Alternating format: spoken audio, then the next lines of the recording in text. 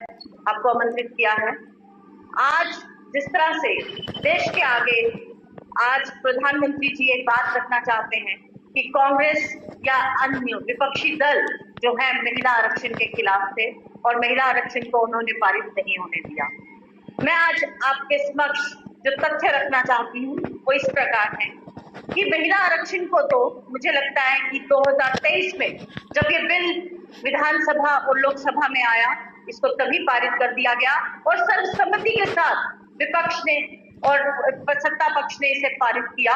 ये अपने आप में एक मिसाल थी, लोकतंत्र की एक बहुत बड़ी जीत थी। जिस तरह से उस बिल को पारित किया गया, सभी लोगों ने पूर्ण बहुमत के साथ 543 में से 543 लोगों ने इसमें भागीदारी दी और उसको समर्थन दिया। 2026 में इसको फिर से लाया गया। अब मैं आपको बताना चाहती हूँ कि 2023 में जब इस बिल को लाया गया तो इस बिल को टालने की और इसको अनिश्चित काल तक रोकने की कैसे कोशिश की गई। इसको परिसीमन से जोड़ दिया गया, इसको जनगणना से जोड़ दिया गया। कांग्रेस हमेशा से महिला आरक्षण के पक्ष में रही है और उसके लिए जोर शोर से आवाज हमेशा से उठाती रही है। हम ही थे जिन्होंने इसको नगर निकाय में दिया और इसे नगर पालिकाओं तक पहुंचाया, पंचायतों तक पहुंचाया और महिलाओं को सशक्त किया पंचायतों के अंदर, म्युनिसिपल कॉर्पोरेशंस के अंदर और नगर पालिकाओं के अंदर। हमने संशोधन किए 73 और 74 और बिना किसी लाभ लपेट के। ये चीज आपको समझने की है कि हमने परिसीमन या जनगणना जैसी कोई शर्तें उसमें लागू नहीं की, क्योंकि हम चाहते थे कि महिला सशक्त हो। आज जो मंशा है भारतीय जनता पार्टी की और प्रधानमंत्री नरेंद्र मोदी की, वो क्या थी? वो चाहते थे कि महिला संरक्षण की आड़ में वो भारतीय जनता पार्टी को संरक्षण देना चाहते थे। वो चाहते थे कि अनंत काल तक उनकी सत्ता बनी रहे। वो किस तरह से?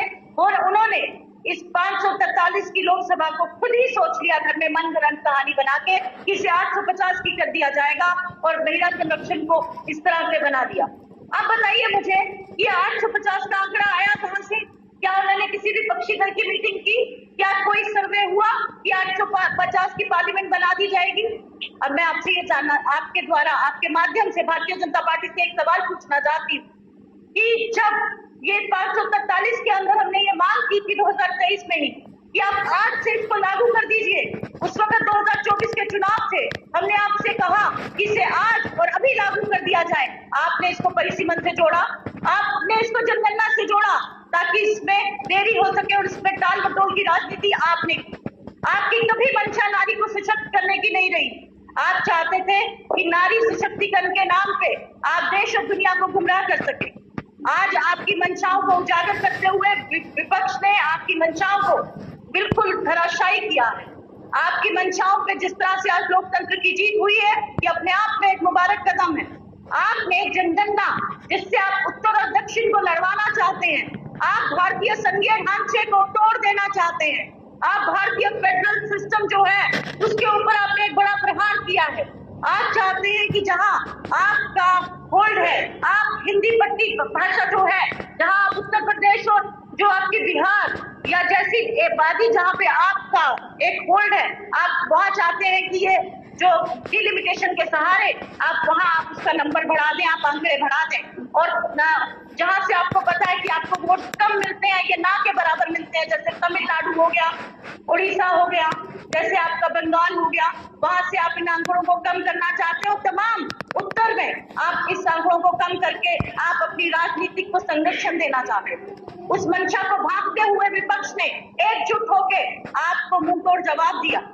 आज भी मुझे लगता है कि आपकी मंशा कहीं नहीं थी कि आप महिला को आरक्षण दें।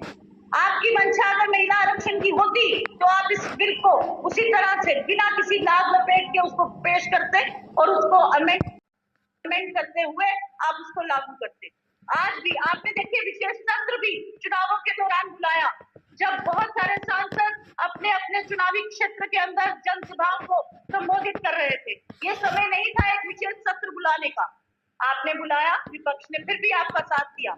हम सब आए, हम सब ने आपसे आग्रह किया, बार बार आग्रह किया कि इसको जनगणना से मत जोड़िए, इसको परिसीमन से मत जोड़िए, लेकिन आपने परिसीमन जैसी योजनाएं जो तटस्थ प्रक्रिया नहीं है, जो एक राजनीतिक प्रक्रिया है, जिसमें आप चाहते हैं कि आप देश में ऐसी रेखाएं खींचे जो आपके अनुसार खींची जाए, अब आज भी देखिए ऐसे बहुत से क्षेत्र हैं जम्मू कश्मीर जैसे, जहाँ की जिसकी रिप्रेजेंटेशन बहुत कम है। इसी तरह से गोवा, ऐसे बहुत सारी प्रदेश है जहाँ के लोकसभा और राज्यसभा की सीटें बहुत कम है और जिनकी आवाज आज भी पार्लियामेंट के अंदर सुनाई नहीं देती। उन राज्यों का क्या? आपको चाहिए था कि उन राज्यों को सशक्त किया जाए ताकि जो भारत की एकता है, अखंडता है, उसको और मजबूती मिले, उसे और बल मिले। जहां आगे ही आंकड़े 80 से ऊपर हैं उत्तर प्रदेश जैसे क्षेत्रों के अंदर, आप वही इसको बढ़ाना चाहते हैं। ये आपकी साफ मंशाओं को दर्शाता है कि आप जो भारत का भूगोल है उसको नया एक दिशा देना चाहते हैं, नया भूगोल लिखना चाहते हैं, जिसकी अनुमति आपको नहीं मिली। आपको लोकसभा में मुंह की खानी पड़ी। आज भी मुझे लगता है तमाम विपक्षी पार्टियों ने एक होकर आपसे कहा कि आप सोमवार को एक जो सत्र आपने जिस तरह से बुलाया, आप एक और सत्र बुलाइए सोमवार को, और हम सब एक आवाज में इस बिल को पारित करेंगे। आप 543 की जो ये लोकसभा है, जो पार्लियामेंट है, उसके अंदर हम इस मत को एक आवाज में पारित करेंगे और एक नई मिसाल कायम करेंगे। देश को एक नई दिशा देंगे।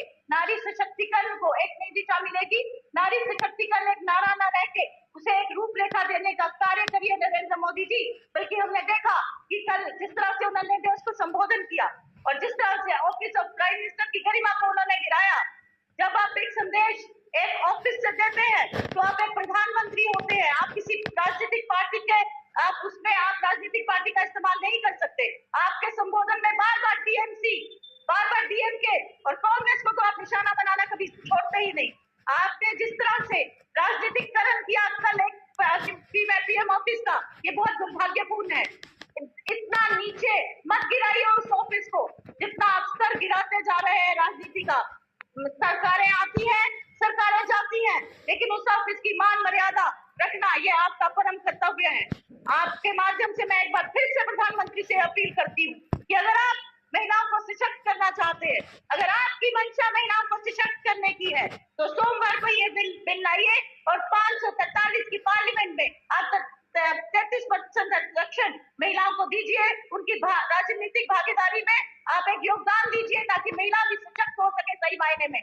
आपकी मंशाओं पे आज देश और दुनिया की नजर है और आपकी मंशाओं पे शक आज हर महिला को है, हर गृहिणी को है। जिस तरह से आपने महिलाओं को लगातार धोखे दिए, महंगाई करके आपने जिस तरह से उसका बजट बिगाड़ा, आपने वादे कुछ और किए और किया कुछ और, तो महिला आज आपको जान चुकी है कि आपको महिलाओं से लेना देना कुछ नहीं। आप अपनी राजनीतिक रक्षा कर रहे थे, महिला संरक्षण के नाम में आपने बीजेपी को संरक्षण देने का काम कर रहे थे, जिसको विपक्ष ने भांपा और आपको धराशायी किया, आपको मुंह की खानी।